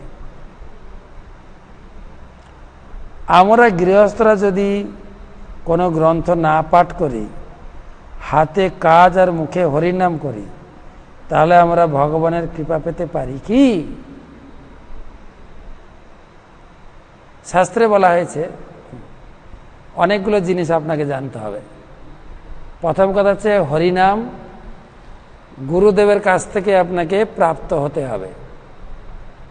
আপনি নিজে হরিনাম করলে পাপ থেকে হয়তো মুক্ত হবেন, হরিকে প্রাপ্ত হতে গেলে গুরু পরম্পরায় ধারা তার কাছ থেকে গিয়ে হরিনাম মন্ত্র গ্রহণ করতে হবে। তিনি আপনাকে কানে হরিনাম মন্ত্র দেবেন, হাতে দেবেন মালা, জপ করবেন। এরপরে হচ্ছে শাস্ত্র শিক্ষা। এই যে কথা শুনছেন, এটাও শাস্ত্র শিক্ষা। যদি গ্রন্থ পড়তে না পারেন, কমপক্ষে শ্রবণ করবেন। শ্রবণ করে যত শ্রবণ করব তত আমার নামের প্রতি নিষ্ঠা জাগবে, তত আমি ভালো করে নাম জপ, যে আমি বলছি কিভাবে নাম জপ করবেন, কিভাবে করবেন, এগুলো শিখতে হয়। একটা বাজারে চাকরি পেতে গেলে কত পড়াশোনা করতে হয়, আর ভগবানের কাছে পৌঁছাতে গেলে, ভগবানের সেবা করতে গেলে, ভগবানের চাকরি করতে গেলে কত ডিগ্রি না পাস করতে হবে আপনাকে। শুধু বই পড়া না, আপনাকে গীতা কোর্স পাস করতে হবে, ভক্তি শাস্ত্রী পাস করতে হবে, ভক্তি বৈভব। আমাদের ভক্তি জগতে 4টা স্পেশাল ডিগ্রি আছে। ডিগ্রি ভক্তি শাস্ত্রী, ভক্তি বৈভব, ভক্তি বেদান্ত, ভক্তি সার্বভৌম। দেখবেন যারা যারা পণ্ডিত তাদের পাশে লেখা থাকে অমোক চ্যাটার্জি ভক্তি শাস্ত্রী। ডিগ্রি পাস করতে হবে। আপনি পড়ার চেষ্টা করবেন, ভগবান বলছেন পড়ার চেষ্টা করবে। যদি তা জ্ঞান গ্রহণ করতে না পারো, আমি হৃদয় থেকে তোমাকে জ্ঞান দেব। জ্ঞান আপনাকে পেতেই হবে। গীতায় বলেছেন তেষাম এবানুকম্পার্থম অহম অজ্ঞানজম তম নাশয়ামি আত্মভাবস্ত জ্ঞানদীপেন ভাস্বতা। কে চেষ্টা করছে গ্রন্থ পড়তে, শ্লোক মুখস্থ করতে চেষ্টা করছে, কোর্স করতে চেষ্টা করছে, পেরে উঠছে না, আমি ভিতর থেকে তাকে অনুপ্রেরণা দেব, ভিতর থেকে তাকে উত্তর জানাবো। কিন্তু চেষ্টা আমাকে করতে হবে। বই পড়ব না বললে হয় না। মুনি ঋষিগণ এই গ্রন্থ দিয়েছেন, মুনি ঋষিদের প্রতি শ্রদ্ধা স্বরূপ, ঋণ শোধ স্বরূপ আমাদের গ্রন্থ অধ্যয়ন করতে হবে। বেদ বেদান্ত না অধ্যয়ন করতে পারলেও কমপক্ষে গীতা, ভাগবতম, চৈতন্য চরিতামৃত অধ্যয়ন করতেই হবে। এ অনেক বড় প্রশ্ন লিখেছেন গো। প্রশ্ন একটু ছোট করে লিখবেন প্লিজ। রাজু মোদক, কৃষ্ণনগর। আমি এখনো দীক্ষা নিইনি, কিন্তু আমি ভগবানের ভক্তি করে ভগবানের পূজা করি, হরিনাম জপ করি, একাদশী পালন করি, পুরুষোত্তম মাস পালন করছি, এইসব ব্রত পালন করছি, এখনো বিবাহ করিনি।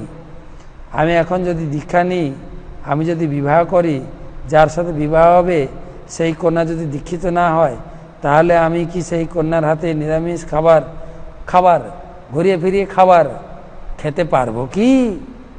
ঘুরিয়ে ফিরিয়ে খাবার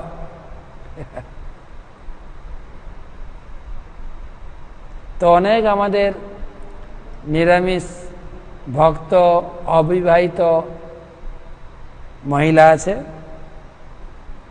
যদি চান ব্যবস্থা করে দেব। আমার গুরুদেব বলছেন আমি বিবাহ করিনি, কিন্তু আমার 52,000 ছেলে মেয়ে আছে, 52,000 ছেলে মেয়ে আছে। তো সেই ছেলে মেয়েদের ভিতরে অনেক মেয়ের এখনো বিবাহ হয়নি, অনেক ছেলেরও বিবাহ হয়নি। তো আপনি চাইলে সেরকম অনেক মেয়ে আছে, আমাদের অনেক মানে আমাদের গুরুদেবের কন্যা মানে আমাদের বোন। আমাদের অনেক গুরু বোন আছে যারা হরিনাম করছেন, নিরামিষ খাচ্ছেন, হরি ভজন করছেন, যে আপনাকে হরি ভজনে সাহায্য করবে। আপনি এখন 2 হাতে সেবা করছেন ভগবানের, আপনার হয়ে যাবে 4 হাত, তারপরে হবে 6 হাত, তারপরে হয়ে যাবে 8 হাত। কত সেবা করবেন আপনি? আমাদের সঙ্গে যোগাযোগ করতে পারেন, বা আমাদের গুরুদেব একটা ম্যাট্রিমোনিয়ালস একটা ওয়েবসাইট খুলেছেন, পাত্রপাত্রী যোগাযোগ। আপনি যদি ভক্ত মেয়ে চান আপনি পেতে পারেন। বিপ্লব শিকদার বগুলা, কিভাবে ভজন ও ভোজন করলে ভগবানকে তাড়াতাড়ি লাভ করা যাবে, ওইটাই আলোচনা হচ্ছে। ভগবানকে নিবেদন করে যতটুকু শরীরের প্রয়োজন ততটুকু গ্রহণ করবেন, ভগবানের প্রসাদ খাবেন।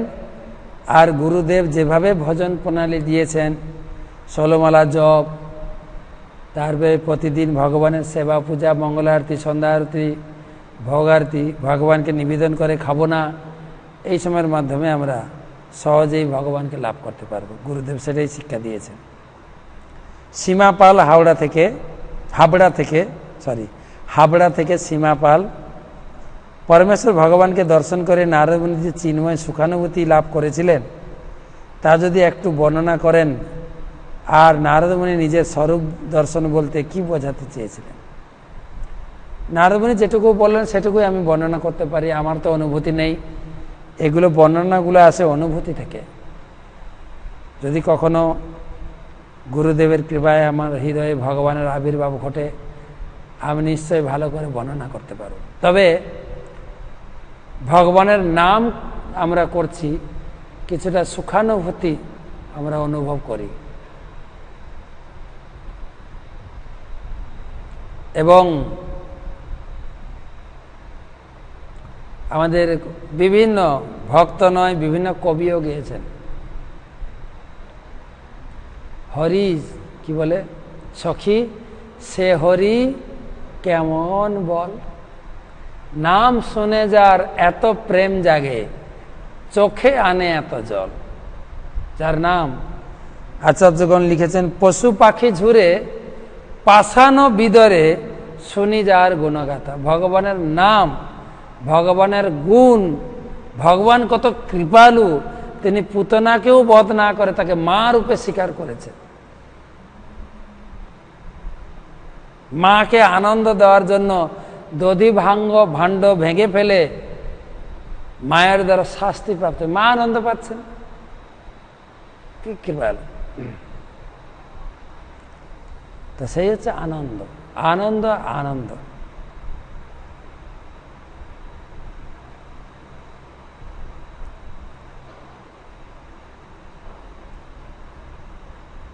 এত প্রশ্ন বাবা। বিদ্যুৎ রায় কোচবিহার থেকে, দাপর যুগে মানুষ সৎ, ধার্মিক ও সমস্ত শাস্ত্রীয় আচার বিধান মেনে চললে ও ধর্মীয় শিক্ষা দানের জন্য বহু মুনি ঋষি মহাপ্রভু ধর্মগুরু অবতার ঘটেছিল। আমার প্রশ্ন হলো, কলিযুগে চারিদিকে নানা অধর্ম, পাপাচার, অনাচার হওয়া সত্ত্বেও কৃষ্ণের মতো ভগবান আবির্ভাব, অবতার গত 5000 বছর হচ্ছে না কেন? কেন মহারাজ? কৃপা করে একটু বিষয়টি বুঝিয়ে বলুন। আপনি আবেদন করতে পারেন মেল পাঠিয়ে, এত অনাচার চলছে।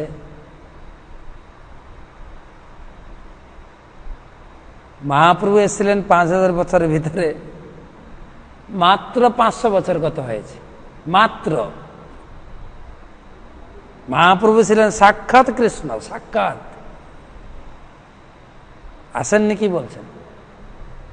এসে তিনি বললেন, আরে আমি একা কতজন লোককে উদ্ধার করব, একলা মালাকার আমি কাহা কাহা যাব, একলা বা কত ফল পাড়িয়া বিলাব, অতএব আমি আজ্ঞা দিলু সবাকারে, যাহা তাহা প্রেম ফল দেহ যারে তারে।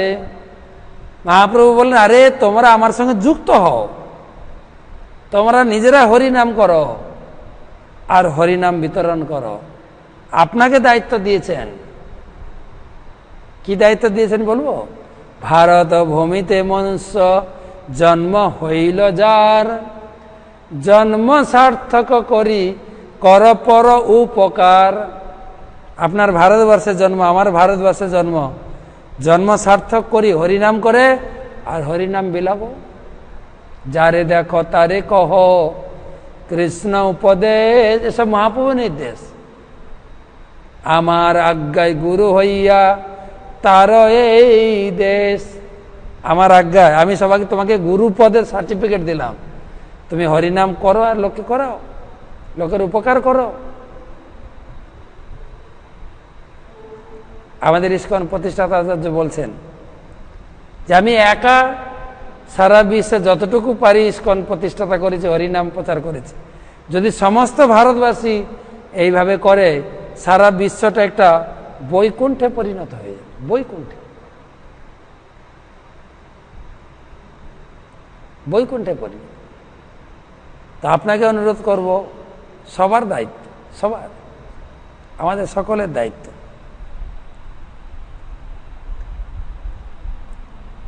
অষ্টগ্রাম কিশোরগঞ্জ থেকে আমার প্রশ্ন হলো, পুরুষোত্তম মাস ও হিরণ্যকশিপুর সম্পর্ক কি ছিল? আমার জানা নেই এই ধরনের প্রশ্ন। যদি থাকে আপনি লিখে পাঠাবেন, আমি সবাইকে শুনিয়ে দেব। শিমুল সরকার লাস্ট প্রশ্ন, বাংলাদেশ থেকে, চট্টগ্রাম থেকে। নারদমুনি যেভাবে শত কষ্টের মধ্যে দিয়েও নির্দিষ্ট লক্ষ্যে পৌঁছেছিলেন, আমরা যাতে শত বাধা বিপত্তির মধ্যে দিয়ে ভক্তি জীবনে অটুট থাকতে পারি, সে বিষয়ে আরও কিছু দিক নির্দেশনা। হরিনাম আর 4 নিয়ম পালন, এর থেকে আর বেশি কিছু করতে হবে না আপনাকে। আমরা দীক্ষার সময় যে প্রতিজ্ঞাটুকু গ্রহণ করেছি তাতে স্থির থাকলেই হবে। কেবল হরিনাম, নামের অতি হলে প্রেমের উদয়, প্রেমেতে হরিকে পাই না। ভগবানকে প্রাপ্ত হওয়ার একদম মোক্ষম আধার হচ্ছে নাম। ভালো করে নাম জপ করুন, ভালো করে নাম জপ করুন। দুটো আশ্রয়, ভাগবত আশ্রয়। মহাপ্রভু 3টে শিক্ষা দিয়েছেন সকলকে, বল কৃষ্ণ, ভজ কৃষ্ণ, কর কৃষ্ণ শিক্ষা। কৃষ্ণ নাম জপ করবেন, কৃষ্ণ পূজা করবেন, কৃষ্ণ শিক্ষা অনুশীলন করবেন। নিত্যানন্দ প্রভু বলছেন যে আমারে কিনিয়া লহ ভজ গৌর হরি। গৌরাঙ্গ মহাপ্রভু ভজন করো, আমাকে কিনে নাও, আমি বিক্রি হয়ে যাব তোমার কাছে, নিত্যানন্দ প্রভু বলছেন। আর গৌরাঙ্গ মহাপ্রভুকে ভজন করার ফলে এসেছে এই 3টা জিনিস, বল কৃষ্ণ, ভজ কৃষ্ণ, কর কৃষ্ণ শিক্ষা। আপনি নিজে করবেন আর প্রচার করুন, লোকের জীবনকে রক্ষা করুন, প্রত্যেকের দায়িত্ব। চৈতন্য চরিত্র, বিদ্যুৎবাবু লিখেছেন কোচবিহার থেকে, চৈতন্য চরিতামিতে কবিরাজ গোস্বামী লিখেছেন, জগৎ ভরিয়া গেছে জগাই মাধাই, সবাই হেরিছে বাট গৌর নিতাই। আরে আগে ছিল এক জগাই মাধাই, তাই গৌর নিতাই তাকে উদ্ধার করেছেন। এখন হয়ে গেছে জগাই মাধাই, দেশ ভরে গেছে, তাই গৌর নিতাই ভক্ত দরকার প্রচুর, তারা উদ্ধার করবে। সবাই গৌর নিতাইয়ের রাস্তায় অপেক্ষা করছে, তাই বাড়ি বাড়ি গৌর নিতাইকে প্রতিষ্ঠা করতে হবে, তাহলে সব জগাই মাথায় উদ্ধার পাবে। আমাদের সকলের দায়িত্ব, নিজের জীবন সার্থক করি হরিনাম করে প্রচার করো। সবাইকে অশেষ ধন্যবাদ। শুভ হরিবাসর রাত্রি, পদ্মিনী একাদশীর শুভ বাসর। অনেকে রাত্রি জাগরণ করবেন, নাম করবেন। তা আমারও কিছু নাম বাকি আছে, তাই আমি একটু এখানে রাখছি। তা আপনাদের কালকে সকালে পালন করে দ্বাদশী পালন করবেন। এবং আরও কিছু প্রশ্ন বাকি থাকলো, এখনও আমরা অনেককে আমাদের গ্রুপে যুক্ত করতে পারিনি, আমরা ধীরে ধীরে করছি। এবং সেই সঙ্গে এই পুরুষোত্তম মাসে আমাদের গুরু মহারাজ একটা সুন্দর উপহার নিয়ে আসছেন আপনাদের জন্য। আমি আপনাদের কাছে সেটা ঘোষণা দিতে চাই, যদি আপনারা শোনেন। এই পুরুষোত্তম মাসে নবদ্বীপ মণ্ডল পরিক্রমা, এটা হচ্ছে ভার্চুয়াল পরিক্রমা। গুরু মহারাজ, আমার গুরুদেব, তিনি এই নবদ্বীপ পরিক্রমার অত্যন্ত কি বলা যায়, সুদক্ষ। সবাইকে নবদ্বীপ পরিক্রমায় লাগানো, নবদ্বীপ পরিক্রমা করা, তেনাকে তার গুরুদেব দায়িত্ব দিয়েছে নবদ্বীপ পরিক্রমা ডেভেলপ করো। তো তাই তিনি সুযোগ পেলেই ভক্তদের নিয়ে নবদ্বীপ পরিক্রমা করেন। তাই তিনি এই পুরুষোত্তম মাসে সবাইকে নিয়ে পরিক্রমা করতে চান। আমাদের ভক্তিবিনোদ ঠাকুর বলছেন, কলিযুগের গুপ্ত বৃন্দাবন হচ্ছে নবদ্বীপ ধাম। নদ্বীপ, 9টা দ্বীপ, নবদ্বীপ। আর এই নবদ্বীপ ধামে কলিযুগের সমস্ত তীর্থ অবস্থান করছে। গঙ্গা, যমুনা, সরস্বতী, কাবেরী, বৃন্দাবনের 12টা বন, গিরি গোবর্ধন, রাধাকুণ্ড, শ্যামকুণ্ড, ভান্ডির বন, বৃন্দাবন, গোকুল, মহাবন, মধুবন, সব বন আমরা পরিক্রমা করব 9টা দ্বীপে, যেখানে যেখানে মহাপ্রভু লীলা করেছিলেন। অন্যান্য সময় যা করবেন, ভক্তিবিনোদ ঠাকুর বলেছেন, শতবর্ষ সপ্ত তীর্থে মিলে যাহা ভাই, নবদ্বীপে এক রাত্রে বসে তাহা পাই। নবদ্বীপে এক রাত বসলে পেয়ে যাবেন। গুরু মহারাজ পরিক্রমা করছেন 9টা দ্বীপে, সবাইকে নিয়ে করবেন। 6 দিন পরিক্রমা করবেন। 6 দিন আপনাকে আসতে হবে না, কিন্তু বাড়িতে বসে পরিক্রমা করবেন। 6 দিন পরিক্রমা করবেন 9টা দ্বীপে গুরু মহারাজের সঙ্গে, এবং অনেক সিনিয়র বৈষ্ণব থাকবেন। গুরু মহারাজ থাকছেন, ছিল ভক্তি পুরুষোত্তম মহারাজ থাকছেন, ছিল গৌরাঙ্গ প্রেম স্বামী মহারাজ থাকছেন, ছিল ভক্তি চৈতন্য স্বামী মহারাজ থাকছেন, ছিল গোপাল কৃষ্ণ গোস্বামী মহারাজ, অতুল কৃষ্ণ প্রভু, আমিও আপনাদের সঙ্গে থাকব। এটা শ্রীপাদ জননীবাস প্রভু, শ্রীপাদ পঙ্কজাঙ্গির প্রভু। এটা মহান ব্যাপার, মহান। একসঙ্গে আমরা পরিক্রমা করব লাস্ট পুরুষোত্তম মাসের 6 দিন। পুরুষোত্তম মাস শেষ হবে 14 তারিখ, পরিক্রমা শুরু হবে 9 তারিখ। 9, 10, 11, 12, 13, 14 বাড়ি বসে পরিক্রমা করবেন মাত্র 1.5 ঘন্টা। একটা দ্বীপে আমরা যাব, বসবো, প্রণাম করব, ধাম দর্শন করব, বিগ্রহ দর্শন করব, ওইখানকার মাহাত্ম্য শ্রবণ করব। বাংলা, ইংরেজি, স্প্যানিশ, উর্দু, হিন্দি, যে ভাষায় চাইবেন। রেজিস্ট্রেশন করুন। রেজিস্ট্রেশন সম্পূর্ণ বিনামূল্যে। রেজিস্ট্রেশন করুন, ঘরে বসে পুরুষোত্তম মাসে পরিক্রমা করুন। আমার গুরুদেব বলেন যে ধামে যা কিছু করি 1000 গুণ ফল, আর পুরুষোত্তম মাসে আরো 1000 গুণ ফল। কত নেবেন? 6 দিন গুরু মহারাজের সঙ্গে থাকবেন। 6 দিন আমাদের এই পরিক্রমা করতে থাকবেন। হেঁটে হেঁটে পরিক্রমা করবেন ঘরে থেকে। পরিক্রমা রেজিস্ট্রেশন করবেন মায়াপুর ফেস্টিভ্যাল online.com। আপনি যাবেন ওয়েবসাইটে মায়াপুর ফেস্টিভ্যাল online.com, যাবেন আপনি। এখন রেজিস্ট্রেশন করুন, রেজিস্ট্রেশন চলছে, এখন মাত্র আর কয়েকদিন বাকি আছে। পরিক্রমা শুরু হবে 9 তারিখ। মাত্র 1.5 ঘন্টা আমাদের সঙ্গে থাকবেন, আমরা আপনাদের নিয়ে পরিক্রমা করাবো। নবদ্বীপ ধাম অনেকে করেছেন, সেই যখন আপনি সেইটা দেখতে পাবেন আপনার মনে হবে আমি এখানে বসছিলাম, এইখানে আমরা প্রসাদ পেয়েছি, এইখানে হরিকথা শুনেছি, এইখানে আমরা রাত্রিবাস করেছি, এখানে নাটক দেখেছি, এখানে কত কিছু করেছি, কীর্তন করে ধুলি মাখামাখি করেছি। সেই গোরাদহ, সেই বিদ্যানগর, কত ধুলি খেলাখেলি সব মনে পড়বে। আসুন আগামী 9 তারিখ। ধন্যবাদ। হরে কৃষ্ণ হরে কৃষ্ণ, কৃষ্ণ কৃষ্ণ হরে।